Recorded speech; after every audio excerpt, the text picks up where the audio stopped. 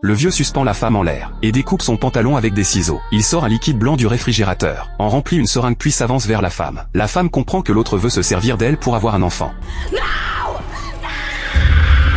Rocky était à la base une cambrioleuse de haut vol, avec deux complices à l'intelligence hors du commun. Par hasard ils apprennent que le vieux est un vétéran de l'armée, qui a non seulement ramené une grosse pension de retraite, mais dont la fille est aussi morte dans un accident de voiture, lui rapportant 500 000 d'indemnité. Et surtout le vieux est aveugle, ce qui en fait sans conteste la cible idéale. Alors les trois profitent de la nuit, et comptent entrer par la porte principale, mais découvrent qu'elle est bardée d'innombrables chaînes de fer. C'est donc la frêle Rocky, qui passe par la petite fenêtre des toilettes, puis désactive l'alarme à l'aide d'un brouilleur. Les complices entrent et retirent leurs chaussures, et se mettent à chercher les 500 000 $.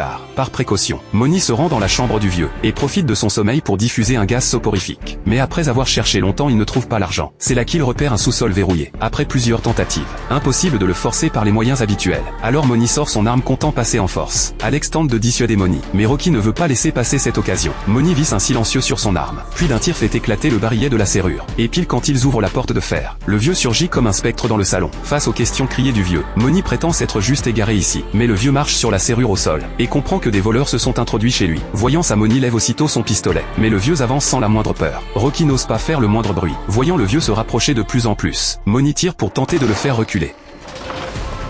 Le vieux esquive, fonce et maîtrise Moni, et lui demande combien de personnes se sont infiltrées. Voyant que le vieux n'a pas remarqué Rocky, Moni affirme qu'il est seul.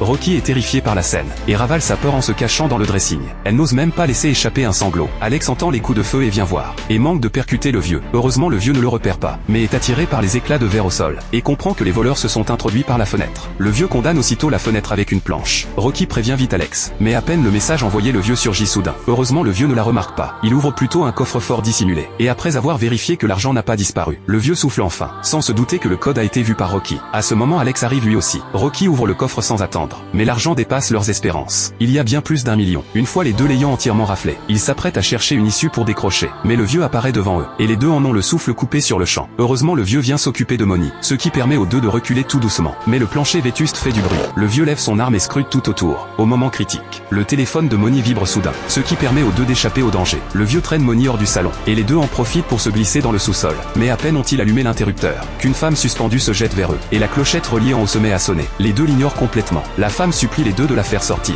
mais Alex ne veut pas se mêler de ça. Seulement Rocky n'en a pas le cœur. Elle prend le journal que lui tend la femme. Rocky décide de sauver la femme. Puis suivant les indications de la femme, Alex parvient à récupérer la clé, et à libérer la femme captive. Les trois réussiront-ils à s'échapper?